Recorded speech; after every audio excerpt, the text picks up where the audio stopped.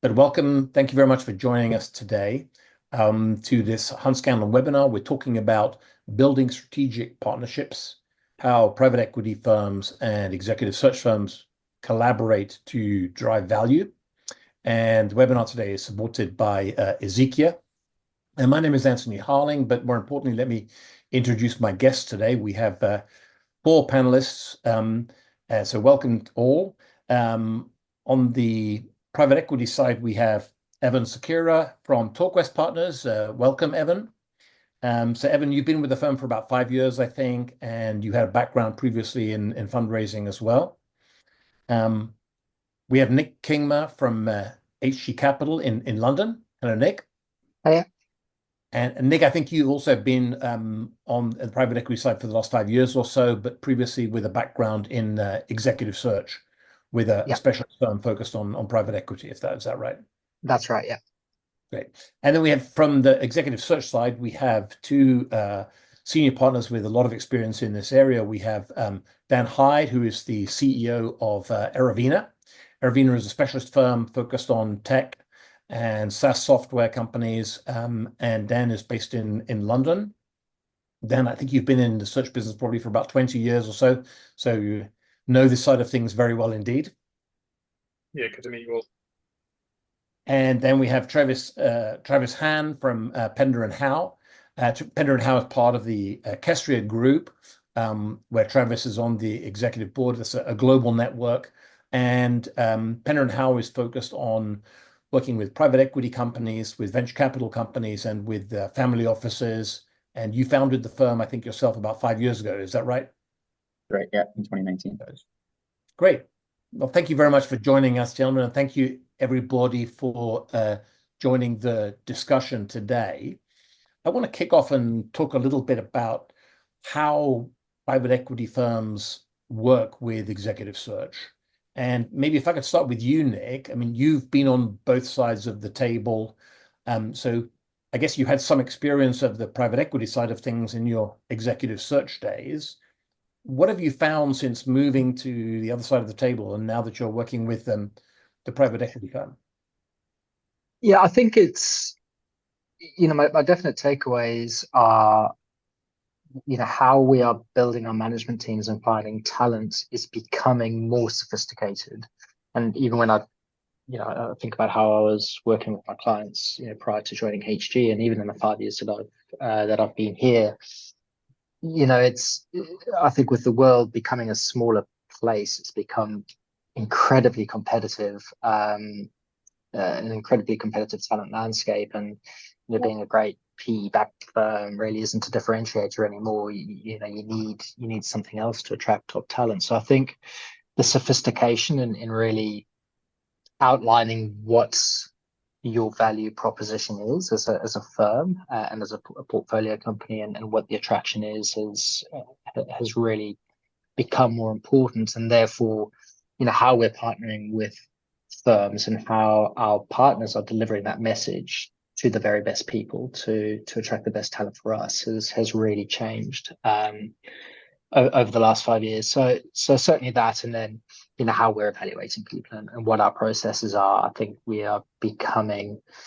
more machine-like in how we do that, and more process-oriented, and trending away from who we like best at the end of a process sort of wins. We're very much outcomes focused on our assessments.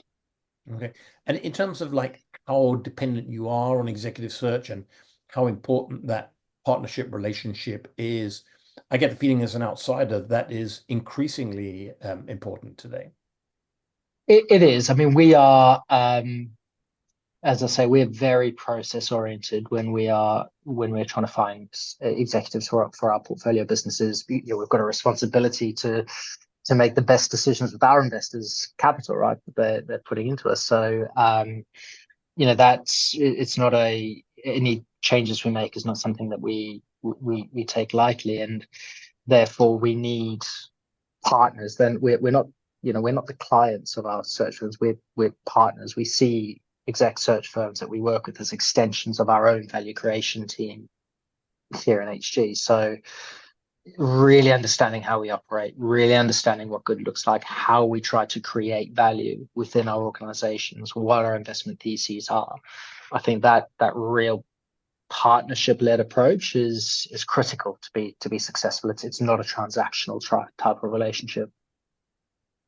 And is it similar for you, Evan, with TorQuest? You find that sort of strategic partnership is really critical in terms of how you engage with the talent externally?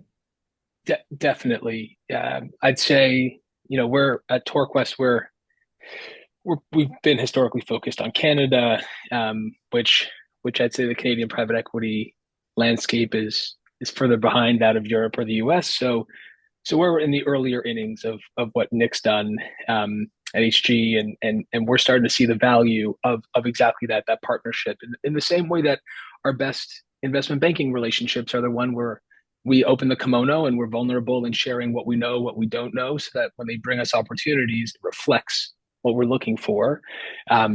We're starting to learn that with our executive search partners as well, and it's not on a reactive basis; it's now on a proactive basis, and so we're early days on that, and learning the language to communicate with executive search on what we need and what we look for.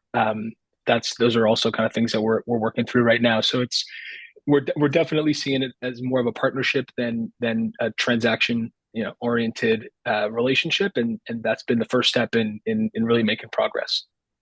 Okay.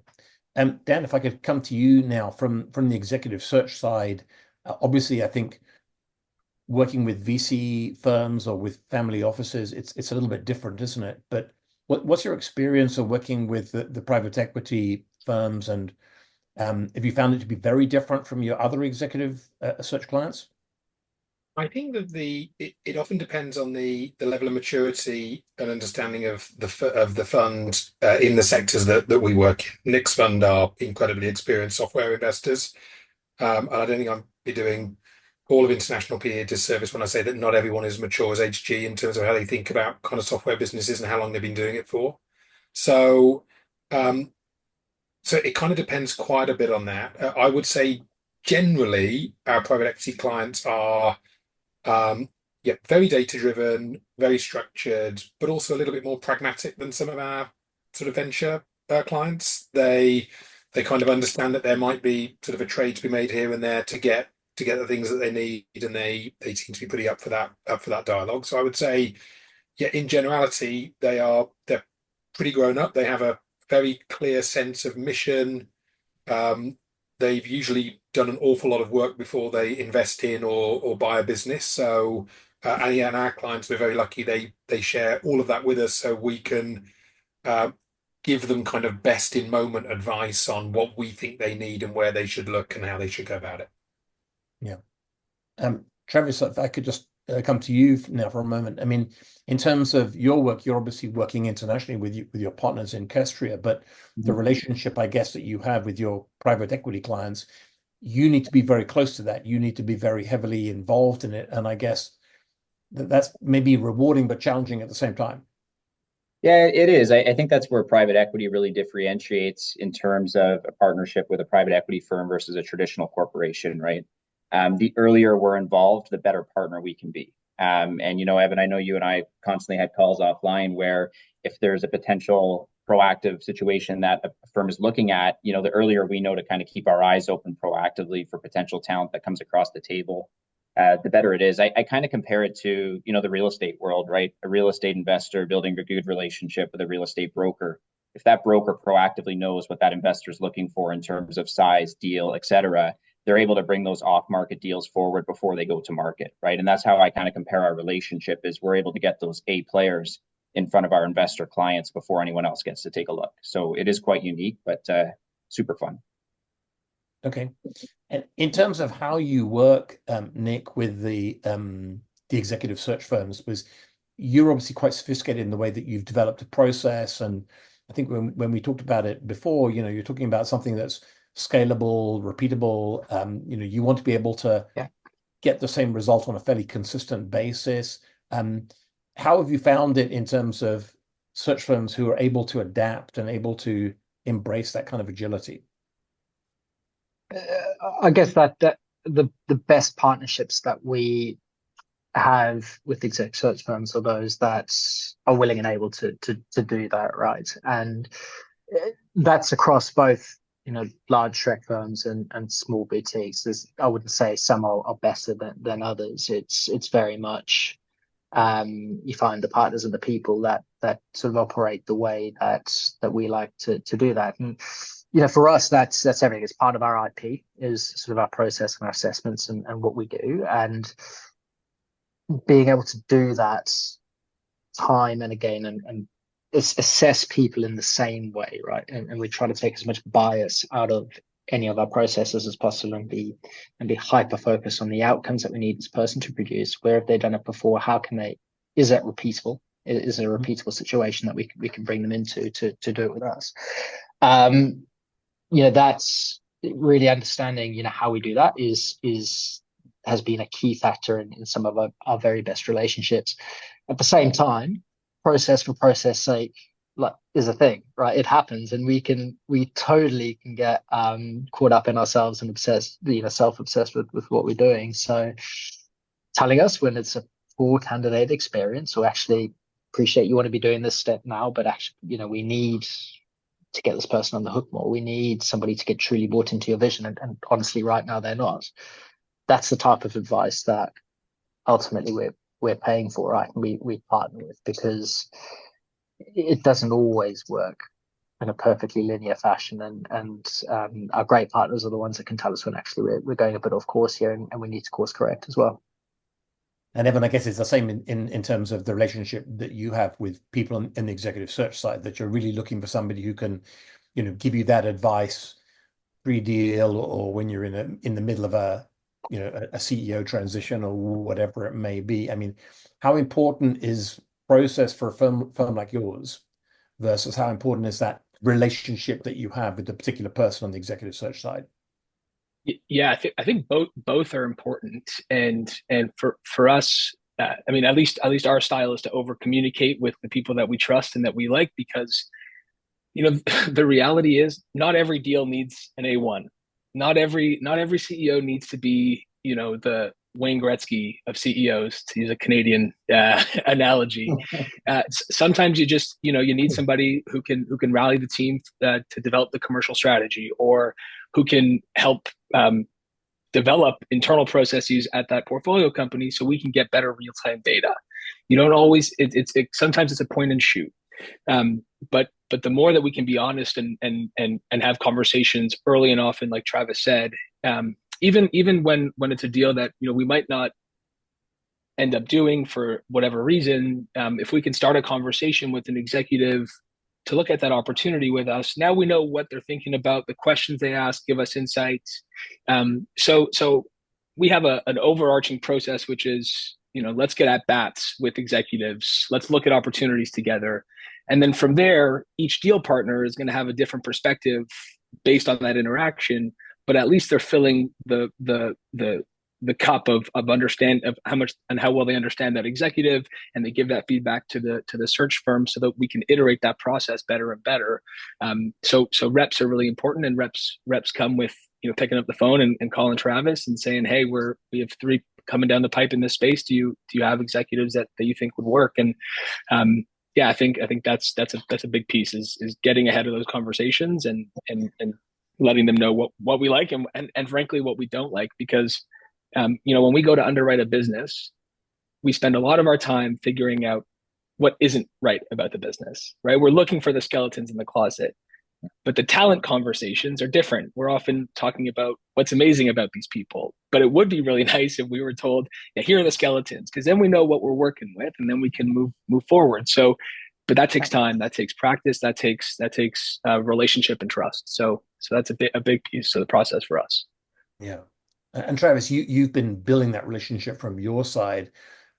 So what's your experience in terms of that relationship? Do you find it more rewarding for you in terms of the day-to-day stuff when you have that good relationship? I imagine that's a real positive for you.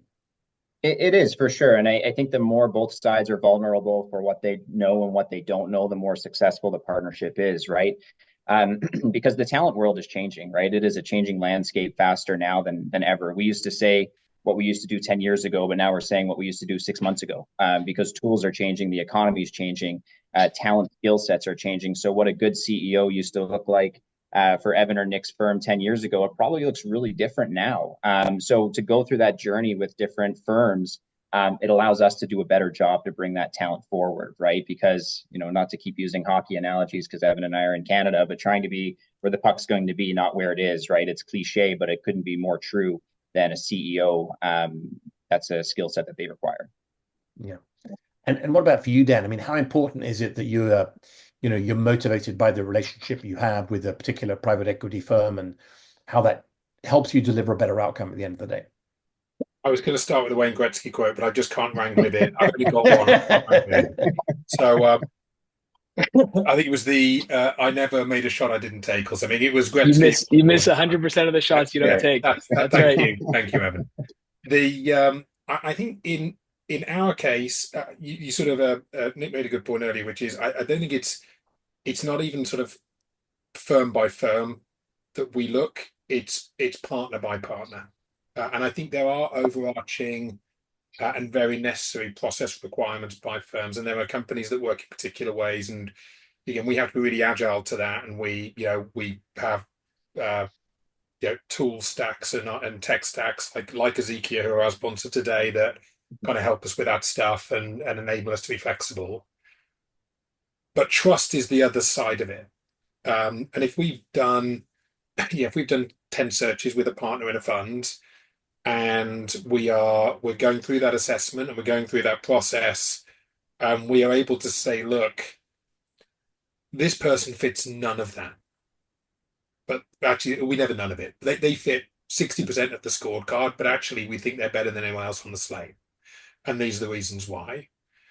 Trust is what gets you through that conversation. So I think that the ability to kind of build those kind of trusted relationships with particular partners that you have kind of cultural and values alignment around, and they, again, you just get more efficient at communicating with people over time. It's just an absolute truism. So I think that really helps. And I think if you can support that with a process framework, like the likes of HG have and things like that, then you can build real, genuine consistency that makes room for anomalous brilliance is the trick, I think.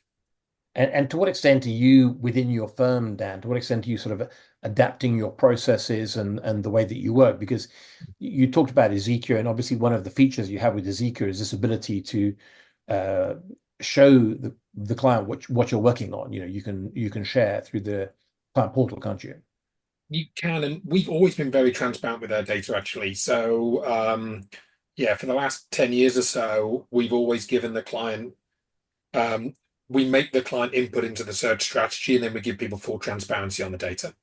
Mm-hmm. I think the worst thing you can do in a search, especially in a world as small as software is call 20 people that the client's met in a previous search and doesn't like. It's just a waste of everyone's time and just reminds everyone they don't like each other. So I think, kind of transparency is absolutely a big part of what we do. Travis and Evan were kind of talking about sort of pre-deal type situations. And again, we do a bunch of that. We also just do sort of generic network as a service with a bunch of our clients. So we work with funds where they'll say, I'll give a really lazy example. We want to be investing in generative AI in out of our next fund. We'd love to meet a dozen execs over the next 6 months who have actually built real stuff and kind of and can help educate the firm. So we'll do that stuff as well, which is kind of another way that we engage. And then we also have specific mandates within portcos where they'll come and say, you've helped us sort of do the talent assessment. We've done all that. There's a gap here. We need to go find the most situationally relevant great person for that gap. And Evan is absolutely right. That's not always, Mark Benioff is not always the answer. It depends what you've got, and really understanding what situationally relevant means and what brilliant for that particular situation means is something we spend a bunch of time on. But once we've got that, solving the problem becomes a lot easier. Yeah. Nick, you talked earlier about the search partners that you work with kind of being an extension of the firm, and you talked about that sort of integrated approach. And what are some of the ways that manifests itself? Good question. I think it's as Dan was saying, actually, openness of data. So we use the Ezekia platform. We make use of the client portals from both our team's perspective, both internally and when we're working with search providers.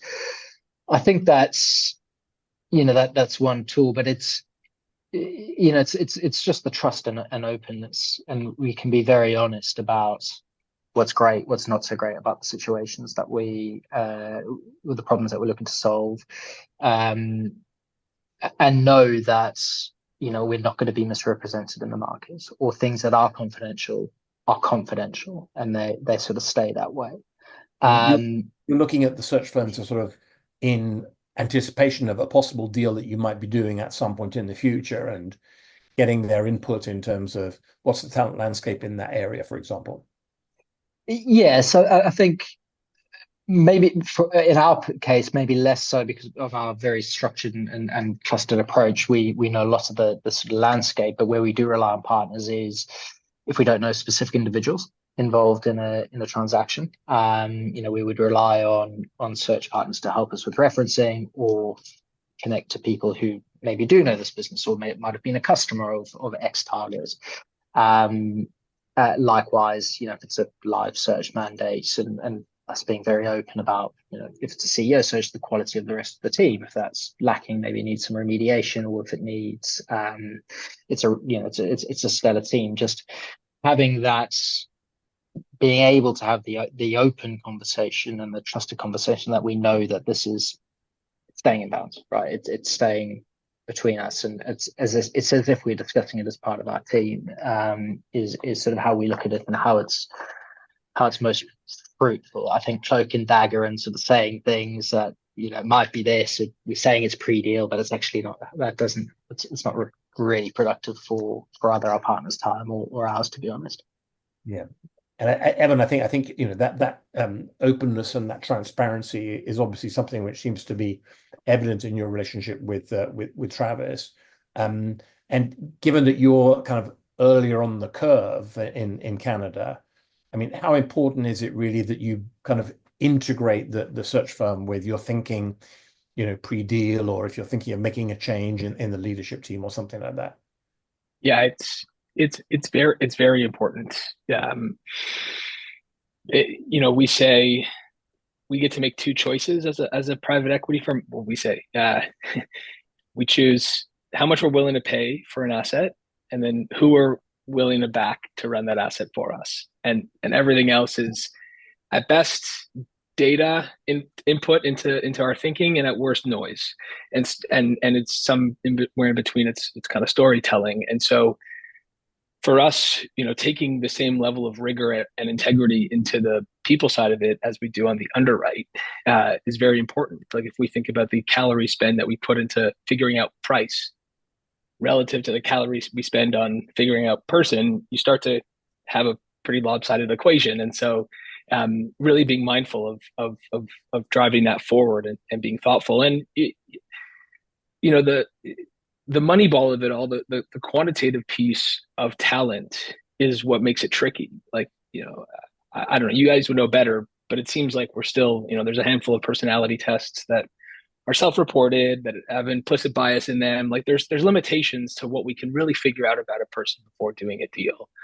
And so that's why for us, like, referrals and getting to know someone well in advance, going for dinner with them over, a few hours, like those kinds of like very silly, basic things matter a lot. But again, integrating well in advance, getting to do that before you have 3 weeks to make a decision is huge. That's everything, because we play in a game of time.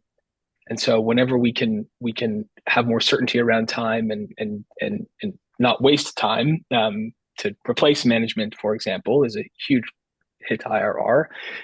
You want to be sure in advance. So better integration up front and as early as often as you can is better. And Travis, with that focus on talent, I know that the private equity clients are very demanding when it comes to referencing and understanding. How has that changed the way you approach the search or the whole relationship?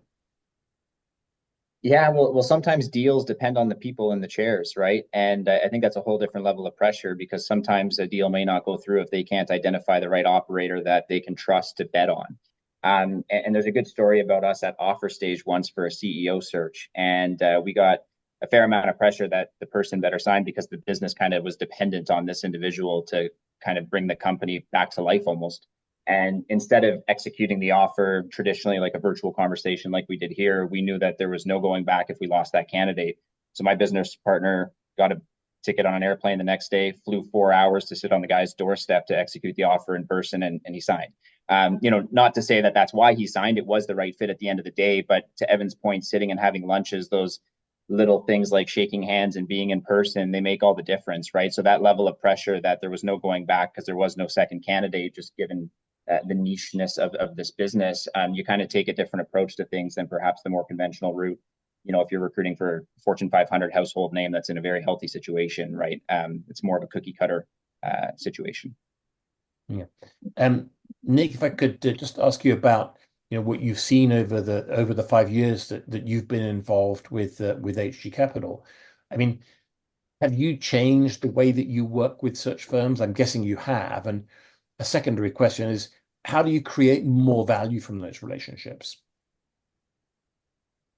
We have, I think, as a firm, we've gotten more specialist. We've scaled, fortunately, but we've become sort of more specialist in what we do and the types of problems that we're looking to solve. So I think we've certainly shifted from a more generic, hey, this person's pretty good in a roughly similar sort of market segment and size, therefore they're probably going to do it again, and they're a great personality match to actually, they've done these very specific business things that we're looking to do with this within this organization, miles away sector wise, but actually the problems that they've solved are like for like what we're trying to do here. So that approach and that mindset has definitely shifted over the last five years. Yes, there's always some comfort if they've done it in the same customer segment, or they understand the market, and certain clusters like financial services, you kind of just need to be fluent in the language to be successful there. But by and large, our shift has been to the specific problems that we need them to solve functionally.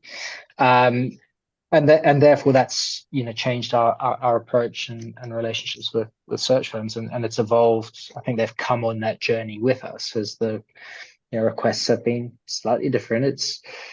It's gone away from, hey, who do you know in tax and accounting software? We're looking at something that looks like this, to, hey, do you know what CEOs do you know that have really shifted a business from on-prem to cloud, right? And they've done this multiple times.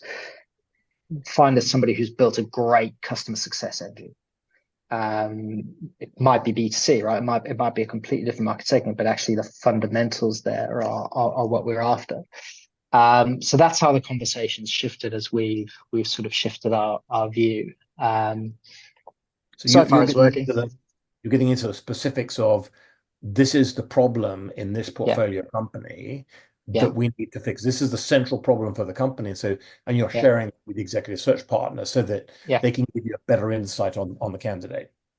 Correct. It alludes back to what Evan was saying earlier on in the call, right?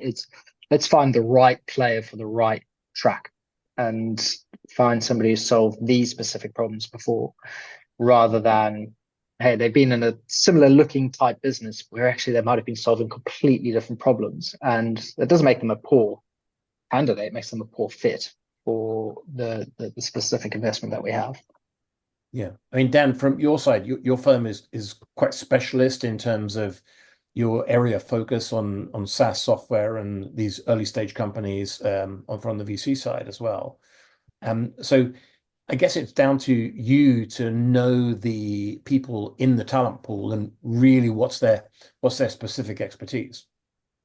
Yeah, know or be smart enough to work some of the stuff that Nick was talking about out. So yeah, I think that it's not just about knowing the people, it's about knowing the industry. So in the case, in the question that sort of, in the examples that kind of Nick gave there, um, yeah, we've seen people like dial way down on domain or even situational relevance actually to get someone that has fixed a specific functional set of challenges. Whether you and Nick, whether it's like someone, we need to go and roll up 27 companies that do this, so actually someone that's done that kind of M&A piece before, just matters way more than tax and accounting software, or whether it's a replatforming, or whether it's a kind of go-to-market revamp, or whatever it may be. And so we've again, it's probably what I was talking about earlier when I was sort of talking about kind of sort of making space for brilliant. I think that we've had a few placements over the last few years where we had one person who we placed who had done a 400 million to 4 billion ARR run, joining a 25 million buck turnover business to be its CEO. Wow. And obviously situational relevance wise, you think, well, that is absolutely crazy, but we knew the human being, and we knew what they'd done, and we knew the nuances of what they'd done, and actually they were a terrifically relevant fit for the company and have quadrupled the size of the company in 3 years. So it's working out what's really important and executing on that. But I'm not saying that working out then who the right people are is becoming commoditized, but you can work that stuff out. Solving for the right problem, I think, is often and getting alignment around solving for the right problem, I think, is a more complex challenge to solve. It's not just sort of the tick box approach to executive search. It's really getting a bit more granular in terms of the specific things that individual may have done in the past. It's understanding the company and then understanding the sorts of folks that can solve that problem. I think that's where the key challenges are. I mean, I'll give a sort of a wild and venture and completely irrelevant example for a whole bunch of people here, but we were working with a quantum computing company a couple of years ago, and they needed a chief business officer. They did not need a salesperson because they were yet to build a quantum computer, and there were no applications for quantum computing outside of kind of central government in certain areas at that point. So they thought they needed like a software salesperson. And actually what we kind of talked about with a bunch of really technical founders was maybe exploring the idea of finding someone that maybe had been involved in protocol development, who understood standards and ecosystem and value chains and those sort of things, because that's where quantum computing was at that moment in time. I think if we'd have turned up and accepted their brief, we'd have done a really lousy job. So sometimes it's just about challenging the brief. It's about understanding their problem and then helping them set what the brief should be. Yeah. Travis, what sort of opportunities do you see for value creation in this partnership, the strategic partnership that you have with the private equity client? Yeah, I think it's really kind of being their undercover agent in the market, Anthony, right? And really identifying those A players and sometimes on the business development side too, right? Like A opportunities that we get word of in the street that there might be some moving parts within an ownership in a business, and being able to kind of bring that to the table and bring those opportunities and network people before things get out is really the benefit here to both parties. I also think that, because talent is changing so much, and we're a generalist firm, so we have 5 different industries that we specialize in, and a consultant that really dedicates their time to each.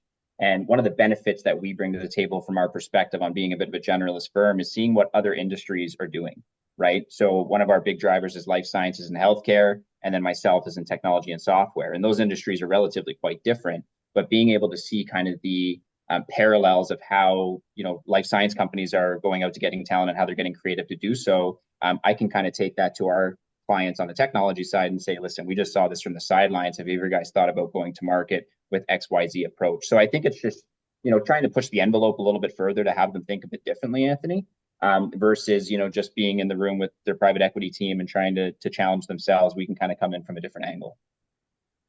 Evan, I mean, I guess over the last 5 years, you've seen this evolve in terms of your relationship with with Travis and other firms. But what do you see in the future in terms of the opportunities for value creation or kind of extending that partnership or deepening that partnership? Yeah, I think Dan and Nick have hit on it well, which is talent is relative to the problem you're trying to solve. And that's, you always know what problem you're solving after you've owned a business and you still haven't solved the problem. So it's easier when it's an existing portfolio company than when it's a new investment. So I think part of it too is that on the value creation piece is looking in places where you might not have looked before. Travis and I talk about this often, which is you're seeing in Canada right now uh, a growth in the search fund market, for example, and a bunch of young kind of professionals are going and buying smaller businesses.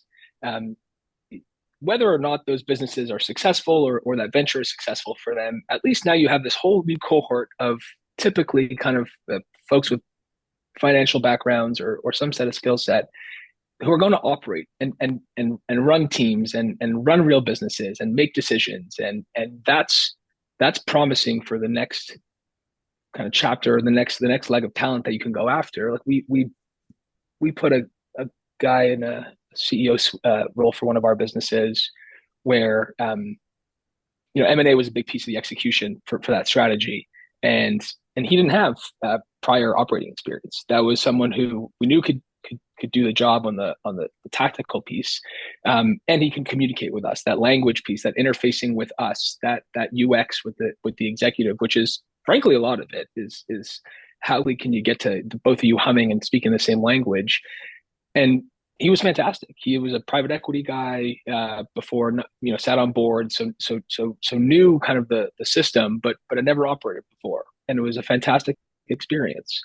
And so finding those little pockets of talent where you might not have looked otherwise and being open-minded is a big piece of value creation, so to speak, as it pertains to search.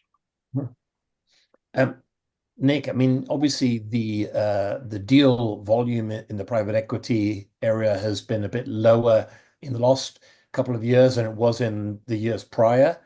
How has that changed in terms of what you're doing with the executive search firms? I guess volumes are a bit lower now than they were maybe 2-3 years ago. Yes, trending toward picking up, right? So we've certainly been busy in the last 6 months than previously. I'd say from a transaction perspective, yes, that's the case. From a talent perspective, as busy as ever, right? So AI has become a thing and has massively disrupted B2B software, right? So, okay, well, how does that impact our businesses? We invest in B2B workflow businesses. That's a huge paradigm shift for how our businesses are operating. So necessarily there, you may need either new talent in existing seats or actually creating new seats that haven't existed before. Likewise, naturally, when there's less of a focus on new investments, the eye turns to what you're already invested in and how do we optimize for fund performance with the existing portfolio. And again, there may be a level of top grading there where we look to improve if necessary. So yeah, whilst certainly deal flow has been slower, I'd say on the talent side, we've been as busy, right, with disruption, with looking at existing portfolio, etc. So it's sort of like things that are happening externally in the marketplace that obviously, I guess your search partners can help you in terms of filling some of the gaps there. And as Dan was saying earlier, they're introducing you to people who might know about generative AI models and stuff like that. Exactly. It may well be an expert in a specific software vertical that we're in, and they can be a real evangelist for us in understanding market trends and what disruption might be coming through, right? Those are hugely valuable introductions for us. It may be that this becomes a business becomes a target in 5, 6, 7 years time. It's ever moving long term game in terms of talent, right? It's never just solve problem Y and then it's done. We're kind of always looking for the next thing. There's always hugely valuable interactions that we can have with high quality people that are introduced to us, that operate within our space. And looking forward over the next few years, assuming that deal volume will pick up a little bit, and your search relationships will still be strategic partnerships for you. How do you see things changing in the years to come? Great question. Don't know if I knew the answer, I'd be making a lot more money somewhere else. I think. Look, I think I touched on it there with AI. That's undoubtedly an enormous paradigm shift in the software space, right? It's as big as the internet, in our opinion.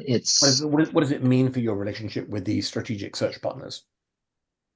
Well, I think the strategic search partners that we have that view it the same way and are understanding, it's like Dan said, right?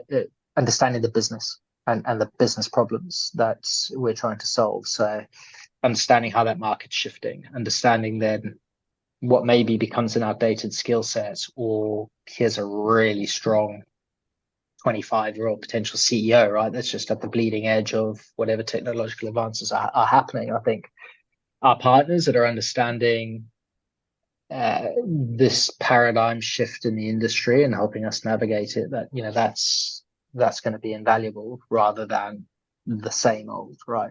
Because it undoubtedly things are changing and shifting weekly in the software world. Yeah. Evan, what about for you in terms of the relationships that you have with the strategic search partners? I mean, how do you see that moving in the years to come, and how would you like to see it evolving in the coming years?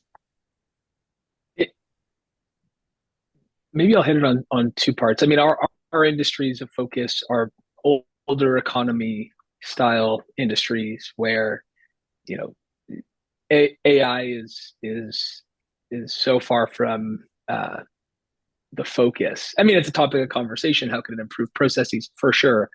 But they're bending metal and selling it as frames for, we can help it make it more efficient, but AI is not going to replace a lot of the functional hardware that we have, or that we invest in, and especially on the labor side too. We invest in a lot of labor services businesses, blue collar. So the conversations that we are having, sound very rudimentary. Like, how can we?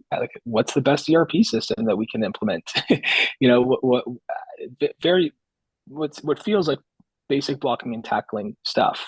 But in terms of the future and kind of and the relationship with search firms and how we can improve on that, again, to me, it just comes back to being more tied in. Like there's a clear convergence, at least as I see it from my seat, between what we do and what search firms do. We have the capital, you have the talent, and private equity is matching capital and talent. At the end of the day, that's what I believe. And so the lines aren't so rigid in between the two firms anymore. And so that opens up a ton of opportunity. And I could see that, see relationships changing and maybe exclusivity and the way the contracts work and all that stuff, so that search firms protect themselves, and same with private equity on the data and sensitivity. Nick, to your point, that becomes a big piece. So there's a lot of ways where the future just looks like a more integrated, more process oriented, more structured relationship with search. Okay. And from your side, Travis, I mean, how would you like to see that relationship evolving, and what ideas you have about how that might evolve for your firm or for executive search in general? Yeah, well, AI is definitely an enhancer, right? And it's an efficiency tool if it's used the right way. We use it all the time internally at our firm from an internal operations standpoint. And from our perspective, we want to make it a more seamless relationship with our clients and candidates and spend more time with them versus working, in the business, putting files together, et cetera, of stuff we used to do so manually. But the talent landscape, because of AI, is getting quite interesting, right? Because we've had some requirements come through from clients where I tell them I don't frankly know if that talent exists yet in our market, right? It's so new that I can't promise you that we're going to bring a short list together that's going to check all those boxes. And on the other end too, I think, you know, search firms can be quite creative, and every search doesn't have to be so conventional. We got a meeting with a venture capital firm a few weeks ago, and the requirement that's coming out of that meeting is, hey, we need a CEO for a company that doesn't exist yet, is not incorporated, and there's no product. So that doesn't sound like the simplest search, right? But we're storytellers, and that's what we do. And now they have the resources, the money, and the strategy to go out and find someone that can execute their plan. But at the end of the day, we have to get creative, and AI is changing their business, so we have to allow it to change ours. And again, the saying "innovate or die" has never been more true than it is in our current era. Yeah, and for you, Dan, it sounds like the sort of strategic relationship that you've built with your private equity clients is working really well for Erevena. How would you like to see that evolving over the next few years, and how do you expect to see that changing? I think I'll be adding I mean, I'd agree with everything that everyone said. So I think there's kind of a productivity and transparency hack that's just going to get better and more tightly integrated and all those sorts of things, which I think will, you know, enable sort of, you know, greater trust and greater intimacy and all those sorts of things. I think in our case, because of our sort of venture heartland, I mean, the thing you just talked about, Travis, is like half of my clients, so I totally get that situation. Yeah, we're always amazed if they bother to set up a company. So in our case, I think part of our role is being a lens into the kind of near and medium term future for our private equity partners. So if we're lucky enough to be working with the DeepLs and the Mistral AIs and, you know, the Open AIs and the photo rooms and those sorts of folks, being able to chat through with our kind of private equity partners what they're doing, so they know what's going to be in their funnel in 5 years' time, right? Because a bunch of these companies will end up in the CRMs of growth funds, kind of in that, you know, in that time frame. I think you're kind of giving them a sense of that, giving them a sense of what's coming, the impact that can have on some of their existing portfolio. I mean, I think, you know, if you own an accounting software business with massive market share, chances are you could go out and automate a bunch of what accountants do and own the industry rather than own servicing that industry. And that's a gigantic TAM extension opportunity for that business if you really understand the potential of some of the tech that's coming along. And so being able to kind of give that transparency and introduce our kind of fund partners to the sorts of folks that understand what's coming and can help them do that. I think there's a bunch of value in that. And I think the search firm's question is partly around how they capture that value. So like one of the things we've done relatively consistently through the years, we've invested in a bunch of our clients. We've alongside our fund partners, we've invested in a bunch of funds as kind of LPs and all those sorts of things. So yeah, when you're going to bring that sort of value, making sure that you, as a search firm, try and capture some of that for your team, so that they get some of the value out of the value they bring their clients and their investment partners. I think that's, we can't let the PE folks just make all the money and us poor search folks not capture any of that value. So I think anything we can do to kind of equalize that a bit, I think is also they're the sorts of things that we're thinking about. Cool. Well, we did promise that we'd allow some time for Q&A, which we will do now. So if you are listening and you'd like to ask a question, please use the Q&A function on your screen and share your questions with us, and we'll try to cover as many of them as we can. I've got one here. I'll start with you, if I may, Travis. How important is it that the two partners firms share the same cultures or business philosophies, the search firm partner and the private equity partner? I think it's almost mandatory, probably. You know, there's a lot of search firm options out there, as there is in every profession. And at the end of the day, I think there's a lot of good search firms too, right? So it's a very competitive landscape. And as a private equity firm and investor of any sorts, you know, I would suggest working with the people you enjoy working with, right? That are going to be a good representation of you in the market. Because at the end of the day, when we're running a CEO search, or any search for that matter, for a private equity firm, we're an extension of them, right? So if we are completely misaligned with how we communicate, how we represent our own firms and storytell, et cetera, you might miss out on some great talent because they're going to think I'm a lot like the firm I'm representing if they don't like me, for example, right? So I think it's quite important and crucial, and I'd love Dan's take on this too, just because we're in different markets, but I think it's almost a mandatory thing. Yeah, yeah. And Nick, from your point of view, obviously you understand the executive search side, and it sounds like you have long-term relationships with individuals in some of these firms who really are on the same wavelength with HG. Yeah, for sure. I totally agree with what Travis said, right? And it's the key point there is there are representatives in the talent market, which is ultra competitive. You need people that you're comfortable taking your message out to market on your behalf. I'd add though, not only is it really important that they're a great match with us as HG, but ultimately they're representing our portfolio business as well, right? So understanding what that culture is, and if it's not a CEO, really the ultimate client is the CEO. They are the decision maker on their exec team, and we are there to help and facilitate. So not only is it important to mesh with us, but really understand and have that cadence and cultural fit with the portfolio company as well, and understand their values, their drivers, their culture, and their people. Okay. Evan, it sounds like you have a very close relationship with Travis in the sense that you guys are obviously communicating a lot. I don't know whether that's on a daily basis or whatever, but you do communicate a lot. So I guess that sharing of cultural values is pretty important, but it kind of works for you guys. Yeah, definitely. I mean,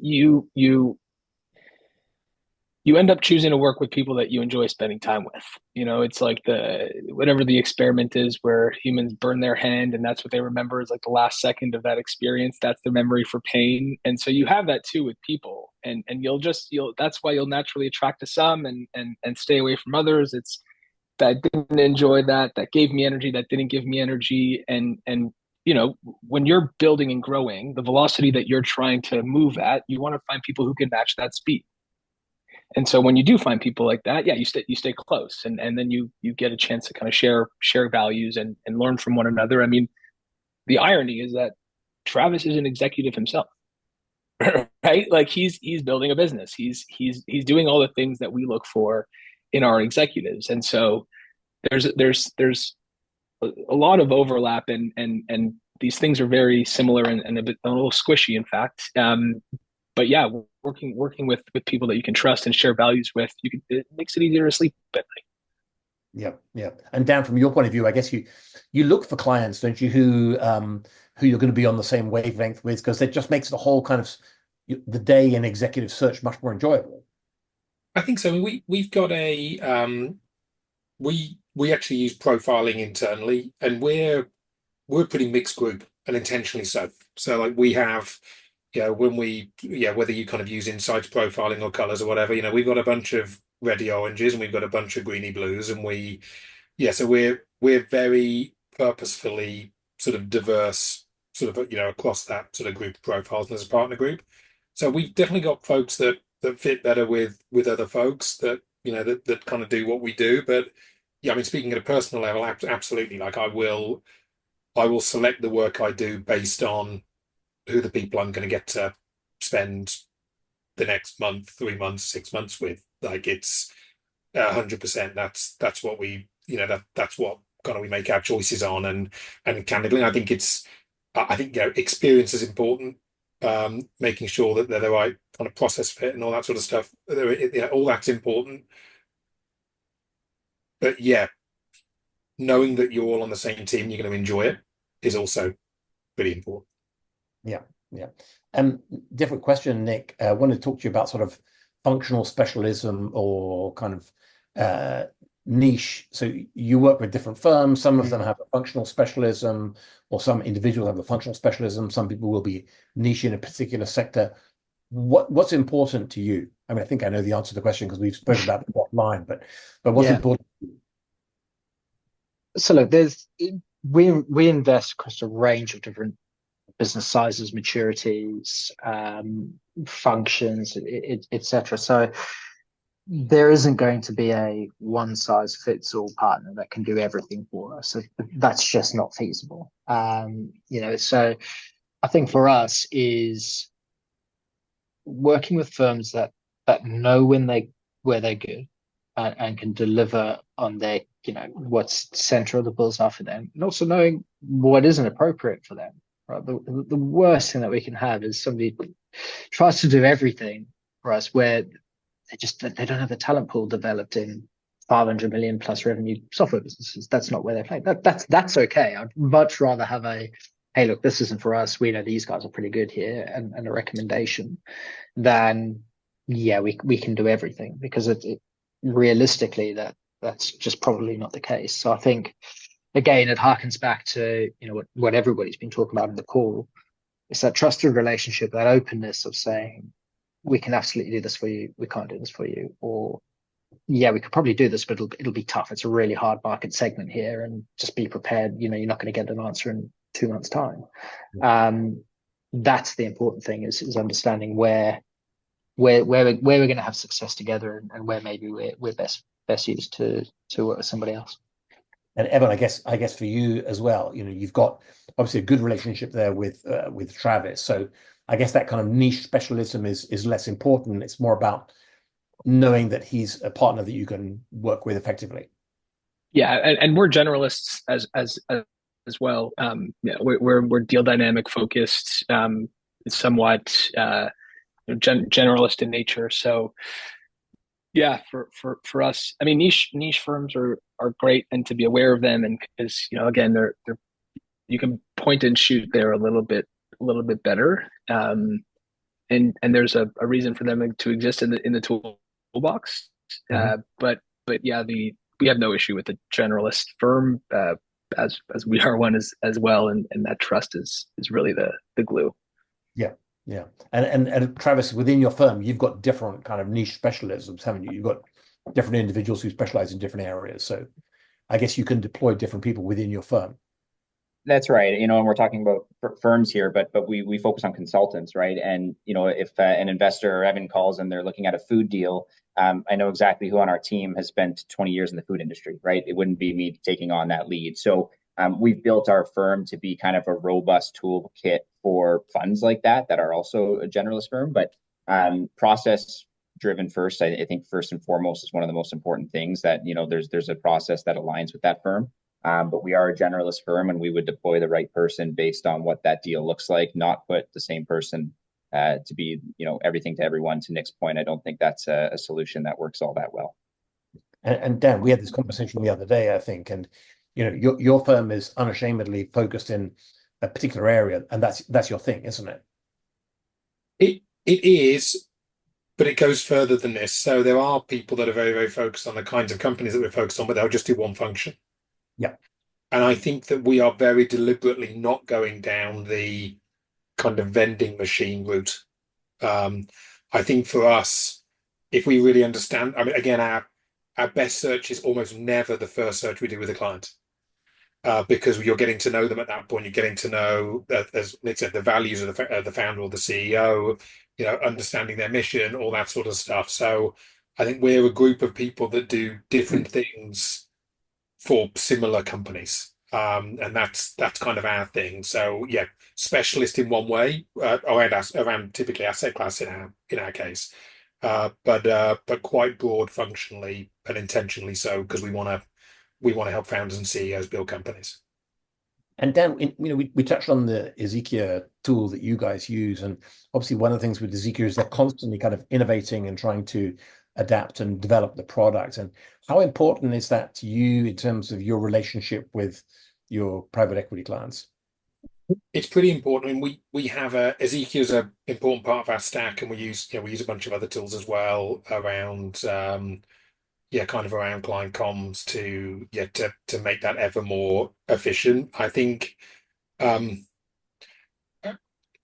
again, the areas of search that I think we can all take huge chunks of time out of are who are the 50 companies in Germany that have done the on-prem to SaaS transformation that are north of 50 million bucks in revenue. You can build a query for that now, and you can go work a bunch of that stuff out. You can then work out also with a piece of AI, sequentially, who were the CEOs of those businesses. Then at some point, you've got to work out which of those people are the best people for your clients. And there's a bunch of work, there's a bunch of human work that needs to go be done to kind of work that out. But I think in terms of production of long lists and in client comms and in writing up things like candidate data and all those sorts of things, there are big productivity hacks. I mean, again, Ezekia's been, Ezekia's flexibility is the reason that we chose it. And Joseph loves telling this story, but we chose it over a platform that I actually founded. So that's how serious I am about. That's how serious I am that we Inside Ventures like 10 years ago. So yeah, that's how serious we are about tech. We'll throw things away that I had shares in to make sure we get it right. And it's a much more flexible data model, a much more modern data model, and its ability to talk to a bunch of other stuff was really appealing for us. And for you, Travis, how important is Ezekia as a tool, and what is it about that tool that has been able to help you? Yeah, Joseph will love me saying this if he's listening, but I call it the Ferraris of tools out there for search firms, right? I think it's super robust. The creativeness behind it, Dan, is also why we chose it, right? And I think the transparency that it brings to our searches, Anthony, is a leading edge that we talk about when we're pitching new clients all the time, right? Because instead of wondering what is the search firm doing and what kind of progress have we been made, here's the login credentials, and you don't need to wonder if we're, telling you kind of everything up to date. You can log in and see where our searches stand. So I really think it brings a different level of modern day kind of process to search, and we absolutely love it. And our clients do too, because it's definitely a robust tech stack that we've built out inside of it. To Dan's point, the automations and stuff that you can kind of take to market with the tool is exceptional.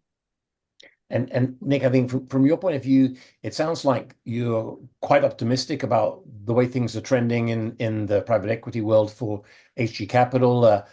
Looking ahead, do you think that the next year or two is going to continue in a positive direction? I think so, yeah. We're pretty bullish about our position in the market, and there are great assets out there. We're not going to outsmart anybody just in terms of financial engineering. So we are part of the reason of having our value creation team the way we do is that we can create operational leverage within great software businesses. So we're super buoyant about our position and the way the market's trending. Yeah, and for you, Evan, I guess there's still a lot to be developed in terms of the market in Canada. Tons of wood to chop, lots of opportunity. We're excited. I'd say it's been a slow 18 months, maybe 24 months, slower. But the tailwinds and the events that have happened in the market over the past few months are indicating that there should be some openness in the market for deals to be consummated. And so folks who've been proactively looking at deals and having conversations and still chopping wood over the past few years, in spite of deal closings being low, I think are poised to benefit over the next couple of years here. So we're excited. It sounds like it's all going in the right direction anyway. Fingers crossed. Listen, thank you very much indeed. And thank you everybody for joining us for our webinar today. Thank you to Hann Scanlon and our sponsor Ezekia. And it's really given, I think, a fantastic insight into the dynamic between the private equity firm and the executive search firm. And I think there's some really good examples that you guys have talked about. And I think there's a great illustration of what can be achieved in terms of the strategic partner with executive search, and you guys for making it a reality. So thank you very much for joining us today. And thank you to my 4 panelists, to Dan, Travis, Nick, and Evan. Thank you very much, everybody. Thanks, everyone. Thanks, everybody. Thank you. Thanks, guys.